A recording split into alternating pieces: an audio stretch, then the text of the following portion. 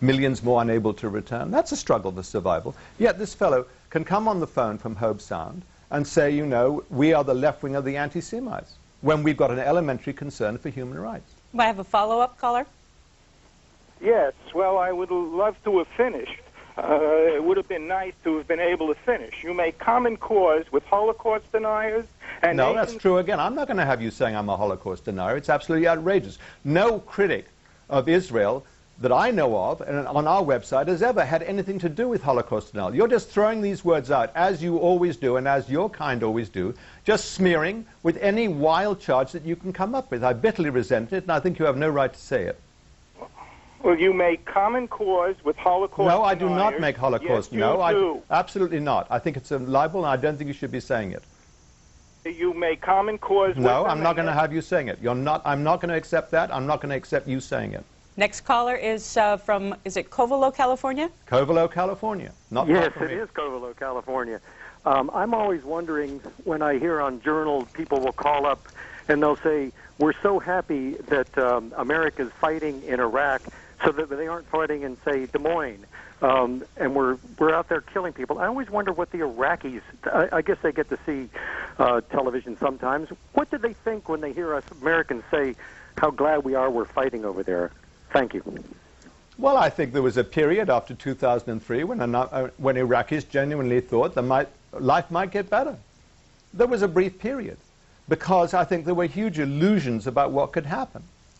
Fostered, I think, many of the exiled Iraqis who suddenly thought you'd ride into Iraq, you know, the flowers would be put in your gun barrels, they would have an election, and everything would be tickety-boo. Now, of course, I think it's now what the latest poll, you asked, actually from Covelo there, you asked a question, I think, which can be answered with some precision. I think the last poll, I think done by an American polling outfit, said, I think, over 70% of Iraqis actually wanted U.S. troops to leave, which I think gives a precise response, which is a terrible judgment on, you know, the intentions and performance of the invasion of 2003. Would there have been any circumstances that you would have approved us going into Iraq? No, I don't think so. I think the illusions... You see, I think a lot of liberals came on board for intervention in the 90s to do with Serbia. And there was so-called benign interventionism, where you think, you know, this time, it's like the search for Mr. Good War. I saw the other day, someone had it as a nice phrase. They're always looking for the good war. I don't think there are any good wars. No just war? I don't believe so. I mean, you can maybe establish a theoretical construct. War is war. And in the current stage, where America is the great power in the world, to say that America can perform a benign intervention, I think is to show that you are prey to 1,000 different illusions, which we try and dispel on a daily basis. In 2004, you wrote this book, along with Jeffrey St. Clair, Dime's Worth of Difference. What was the thesis here? Well, the dime's worth of difference was, you might have guessed, between the Republican and the Democratic parties, and it was before the 2004 election. Now, many of the essays you can reprint every 4 years for the next, I don't know how long, as long as the present system, which I think shows signs of tremendous decay. I mean, the political system has decayed a lot, even since, you know, I began observing it in the early 70s. I mean, then, look at the convention. I mean, just to finish your question, it's really about the political system as it currently exists. You wrote in here, the central political issue of this first decade of the 21st century is the decay of the American political system and of the two prime parties that share the spoils. Wherever one looks at the gerrymandered districts, the balloting methods, the fundraising, corruption fumes like vapors from a vast swamp. Was there ever a time in which it was better?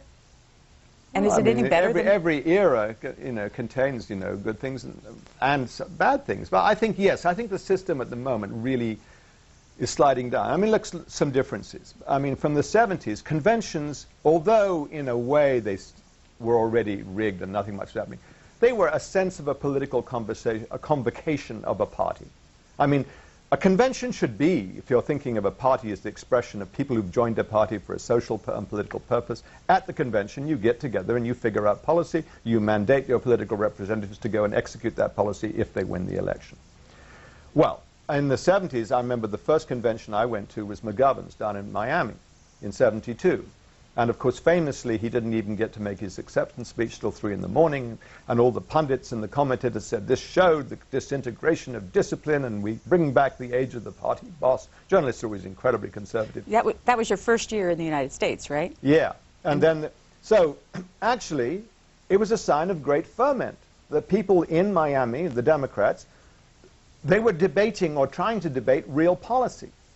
One of my neighbors in Petrolia is Peter Hannaford, who wrote speeches for Ronald Reagan for years, Hannaford and Diva.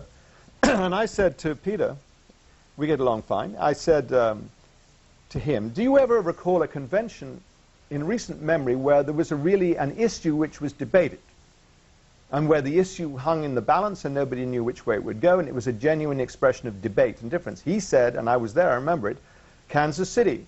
When the Reaganites, that was when Reagan was challenging Ford for the nomination in 76, would it have been? Someone's going to ring up and say I'm wrong, but and there was the debate over can the Republican Party should espouse a moral foreign policy. This was seen by the Ford forces an attack on Kissinger. The conjunction and the idea being morality and Kissinger didn't have much to do with each other, and which is true in many ways. And it was an attack on détente, an attack on the policy, and there was a real debate. And Peter told me that I'd forgotten this, that it came down to a voice. The people running the show, they said to the Reagan people, you can have a debate, but you're not going to have any counted ballots. We're not going to have that. We're going to have a voice. And they won on the voice thing. And Peter said, you try and find that resolution in recorded form anywhere. But now look at that. In those days, in the 70s, you could go and you'd go in and there'd be the 3 networks with their booths, you know, Walter Cronkite and Chancellor and whoever was doing the ABC one. And, you know, it was like a 3-day, 4-day event. I mean, what'll they be lucky these days? First of all, the convention is totally scripted. I mean, I don't know why they bother to have delegates, just have cardboard with faces painted on them, you know, in the chairs. And then it'll be down to, what, 3 hours on network television. You'll probably show a whole bunch of it here on C-SPAN. Gavel to gavel. Gavel to gavel. Should we? Is that a mistake on our part? Well, I mean, you should have some political activity. If, of course, it's, you know, 28 scripted speeches, all of which are written by the speechwriters for the candidate, I mean, after it'll get a little tedious, unless complete junkies and all the junkie commentators who make the simulacrum that something genuinely politically interesting is happening. It's a sort of a farce. Same way that the network booths are, you know, networks are now all under, those networks are under severe challenge. They only survive because of what? Prescription ads these days. Boston, Massachusetts, hello. Oh, hi, yeah. I'm kind of glad to see that C-SPAN isn't giving Alexander Cockburn the David Irving treatment.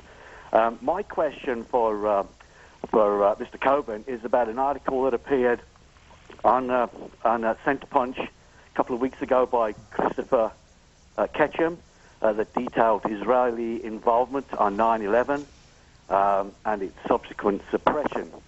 Perhaps you think there's more to 9/11 than most of us, and I think there probably is.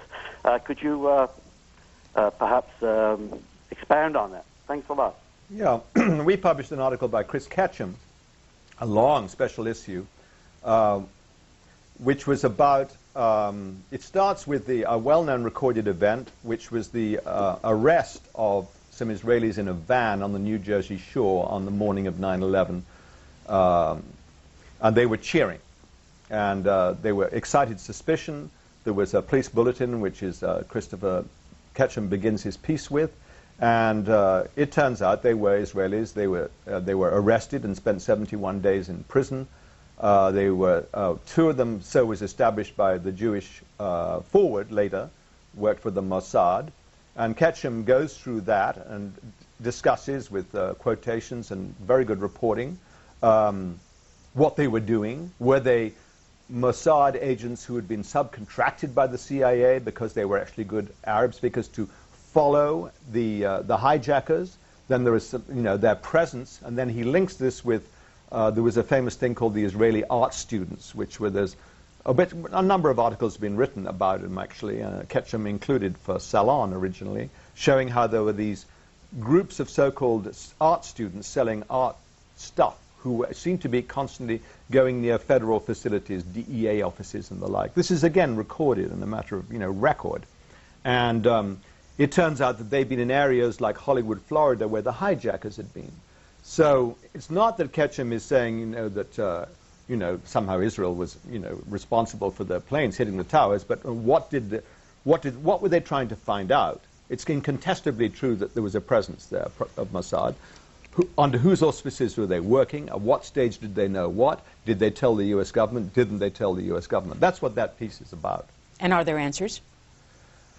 Not definitive ones. He suggests, no, there are no definitive answers. I should say that we are not, at Counterpunch, people who believe, that there's this whole 9/11 conspiracism, which we're not part of, and indeed that somehow 9/11 was an inside job and all the rest of it.